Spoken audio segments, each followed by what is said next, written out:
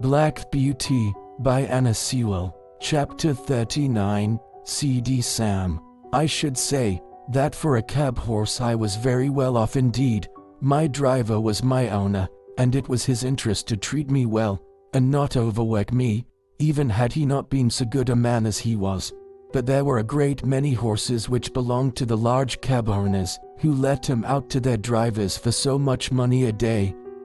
As the horses did not belong to these men, the only thing they thought of was how to get their money out of them, first to pay the master, and then to provide for their own living, and a dreadful time some of these horses had of it. Of course I understood but little, but it was often talked over on the stand, and the governor, he was a kind-hearted man, and fond of horses, would sometimes speak up if one came in very much jaded or ill-used. One day, a shabby, miserable-looking driver, who went by the name of C.D. Sam, brought in his horse looking dreadfully beat, and the governor said, "You and your horse look more fit for the police station than for this rank."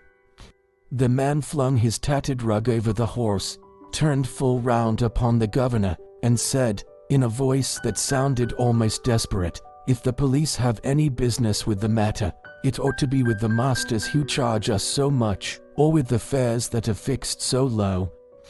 If a man has to pay 18 shillings a day for the use of a cab and 2 horses, as many of us have to do in the season, and must make that up before we earn a penny for ourselves, I say, 'tis more than hard work, 9 shillings a day to get out of each horse, before you begin to get your own living.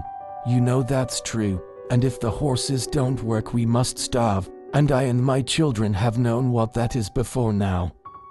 I've 6 of 'em and only one earns anything. I am on the stand 14 or 16 hours a day, and I haven't had a Sunday these 10 or 12 weeks. You know Skinner never gives a day if he can help it, and if I don't work hard, tell me who does. I want a warm coat and a mackintosh, but with so many to feed, how can a man get it? I had to pledge my clock a week ago to pay Skinner, and I shall never see it again." Some of the other drivers stood round nodding their heads, and saying he was right, the man went on. "You that have your own horses and cabs, or drive for good masters, have a chance of getting on, and a chance of doing right. I haven't. We can't charge more than 6 a mile after the first, within the 4-mile radius. This very morning I had to go a clear 6 miles and only took 3 shillings. I could not get a return fare, and had to come all the way back. There's 12 miles for the horse and 3 shillings for me. After that I had a 3-mile fare, and there were bags and boxes enough to have brought in a good many tuppences if they had been put outside, but you know how people do. All that could be piled up inside on the front seat were put in, and 3 heavy boxes went on the top. That was 6, and the fare 1 and 6. Then I got a return for a shilling. Now that makes 18 miles for the horse and 6 shillings for me. There's 3 shillings still for that horse to earn, and 9 shillings for the afternoon horse before I touch a penny. Of course it is not always so bad as that, but you know it often is, and I say, 'tis a mockery to tell a man that he must not overwork his horse, for when a beast is downright tired, there's nothing but the whip that will keep his legs a-going. You can't help yourself.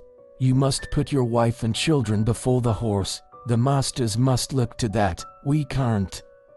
I don't ill-use my horse for the sake of it. None of you can say I do. There's rum lays somewhere, never a day's rest, never a quiet hour with the wife and children. I often feel like an old man though I'm only 45. You know how quick some of the gentry are to suspect us of cheating and overcharging. Why, they stand with their purses in their hands, counting it over to a penny, and looking at us as if we were pickpockets. I wish some of 'em had got to sit on my box 16 hours a day, and get a living out of it, and 18 shillings beside, and that in all weathers. They would not be so uncommon particular never to give us a 6 over, or to cram all the luggage inside. Of course, some of Tip us pretty handsome now and then, or else we could not live, but you can't depend upon that." The men he stood round much approved this speech, and one of them said, "It is desperate hard, and if a man sometimes does what is wrong, it is no wonder, and if he gets a dram too much, he's to blow him up." Jerry had taken no part in this conversation, but I never saw his face look so sad before. The governor had stood with both his hands in his pockets.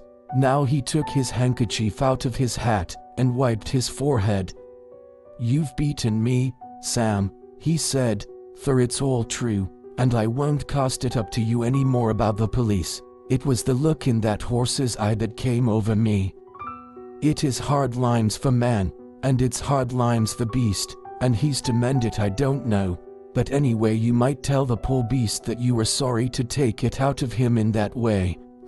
Sometimes a kind word is all we can give, for brutes, and 'tis wonderful what they do understand." A few mornings after this talk, a new man came on the stand with Sam's cab. "Hello," said one, "what's up with CD Sam?" "He's ill in bed," said the man. "He was taken last night in the yard, and could scarcely crawl home. His wife sent a boy this morning to say his father was in a high fever and could not get out, so I'm here instead." The next morning the same man came again. "How is Sam?" inquired the governor.